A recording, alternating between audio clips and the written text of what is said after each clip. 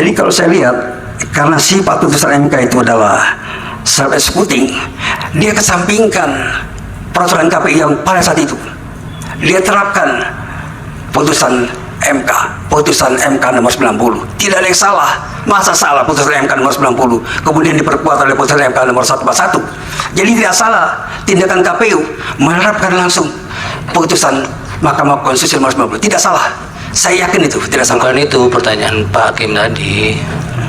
Surat edaran itu kemudian menjadi acuan. Ya. Itu apakah bisa dibenarkan atau kemudian ada sesuatu yang salah? Benar, KPU melaksanakan itu berdasarkan putusan MK. Dikesampingkan PKPU. Itu jawaban saya, Yang Mulia. Baik, Pak. Prof. Asrun, saya nggak bertanya, tapi ini kan didengar publik di seluruh Indonesia, memberikan pelajaran pada ahli hukum di Indonesia yang muda-muda, supaya kita kalau bicara clear ya. Saya pengen tidak bertanya, tapi pengen mohon untuk bisa dicermati bersama-sama sebagai pelajaran kepada seluruh masyarakat Indonesia. Begini Pak Asrun, di dalam halaman 5 makalahnya Prof. Asrun itu ditulis begini: putusan Mahkamah Konstitusi bersifat self-executing. Memang secara teoretik Pak Asrun sudah baca disertasinya Pak Amar Warar kan? Baca, Yang Mulia. Kebetulan itu di Undip, Ya, saya ikut waktu itu ujiannya. Ya, karena saya juga waktu itu jadi dekan, jadi saya tahu persis. Ya, jadi putusan Mahkamah Konstitusi itu bersifat self-executing dan ada yang non-self. Nah, Pak Arsul bisa memasukkan ini sebagai self-executing. Ya, ya. Itu tidak masalah, ya. Karena guru besar itu berpendapat salah, siapa tahu nanti 10 tahun lagi malah jadi teori baru, kan begitu kan? Jadi nggak masalah sebetulnya. Ya. Ya. Tapi terus begini, Pak Arsul menyamakan apa yang dilakukan oleh KPU dengan putusan 90 itu betul sudah dilaksanakan. Tapi kemudian kalau Pak Arsul menyatakan putusan Mahkamah nomor 102 PUU 6 Romawi tahun 2009 itu sama dengan apa yang dilakukan oleh KPU, itu mohon untuk dicek kembali. Saya belum bisa menyalahkan, tapi dicek kembali.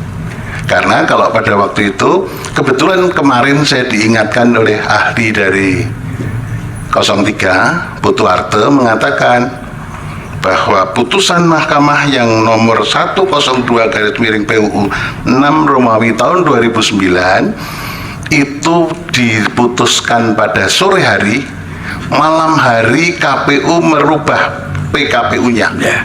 Karena pada waktu itu belum ada putusan Mahkamah Konstitusi yang mengatakan KPU merubah atau membuat PKPU harus konsultasi DPR. Tapi kemudian ada pengujian undang-undang di Mahkamah Konstitusi mengatakan PKPU harus disusun dengan konsultasi DPR.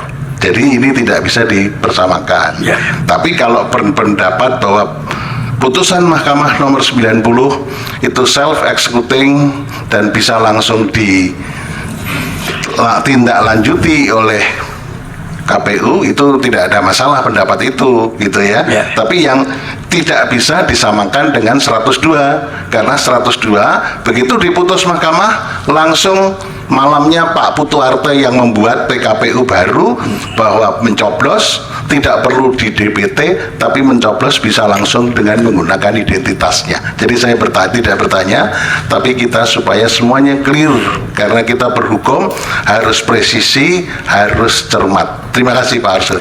Terima kasih Pak. Kita sama-sama guru besar tidak boleh saling mendahului kayak biskota. Terima kasih banyak Pak. Terima kasih. Terima kasih banyak. Baik, Pak Aslun, cukup? Cukup Yang Mulia, terima kasih banyak. Kalau ada salah-salah ucap, mohon dimaafkan. Selamat Lebaran, mohon maaf lahir batin.